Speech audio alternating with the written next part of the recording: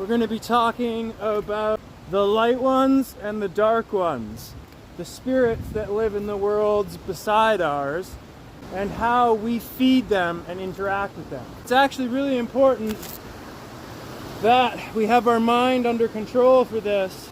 The mind being the source of how we interact with these beings, it's really important we're aware of our thoughts and how the negative thoughts bring dark ones into our world and our positive thoughts bring the light ones into our world. And you can tell you have a lot of dark ones around you when you find your living space full of mold and rot, pests, lots of negativity in your sphere. It's like all anyone ever talks about, all you ever talk about. And we can tell we have a lot of light ones in our sphere when we have a lot of positivity in our mind. We're always looking at the bright side. Light ones feed on the energy of perseverance, toughness, and wisdom. And in order to feed them and keep them in our sphere, we want to be of a positive mindset and a positive feeling. Dark ones cannot exist without light, and the light cannot exist without the dark. It's inevitable that we're going to run into these two forces in our life, but we do have control over who the majority of them hanging out in our energy field on our side watching us are. This is why it's really important we ask ourselves, where are our thoughts coming from? Are they coming from inside or outside us? Are they an internal or an external force? When they're an external force, it immediately tells us this is either a light being or a dark being, a spirit guide, something of the external realm, the astral realm, the energetic realm. And because our thoughts are our bridge to these beings, it's important that we're aware of our thoughts. Dark ones being the ones that hinder us in life and feed off of our pain, and the light ones being the ones that help us in life and feed off of our hope, our faith, our perseverance.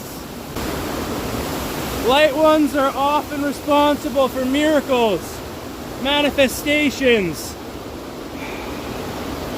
just magical coincidences that our spirit never could have achieved on its own. I have many great relationships with light ones that come and spend time in my field, bringing me wisdom, knowledge, and energy. And if you're asking yourself, how do we build these relationships with these beings? Well, I can tell you, you probably already have been since the moment you were born.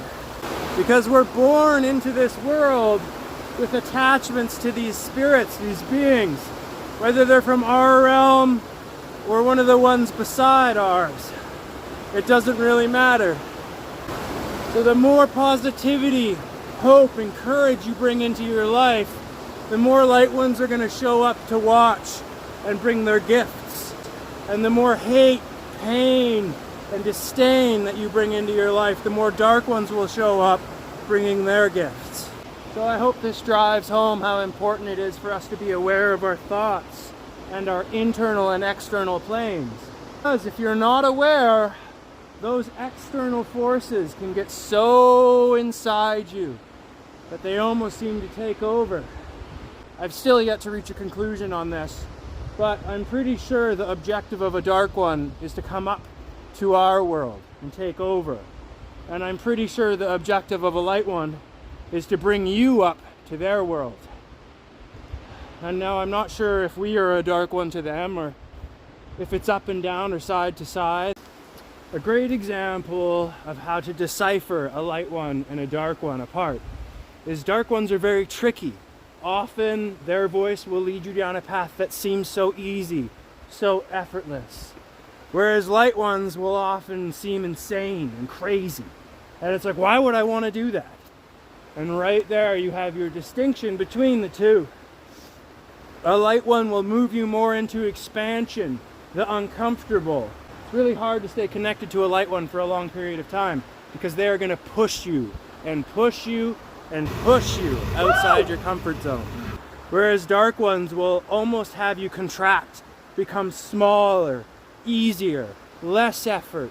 When you're listening to your mind, notice when an external voice is bringing you towards contraction, making you smaller, Listen for when a voice of expansion touches you and suggests something that might seem crazy, strenuous, or outside your comfort zone.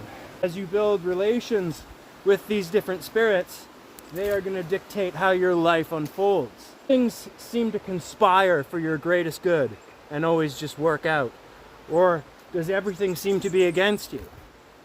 This will tell you which spirits are hanging out in your field around your energy.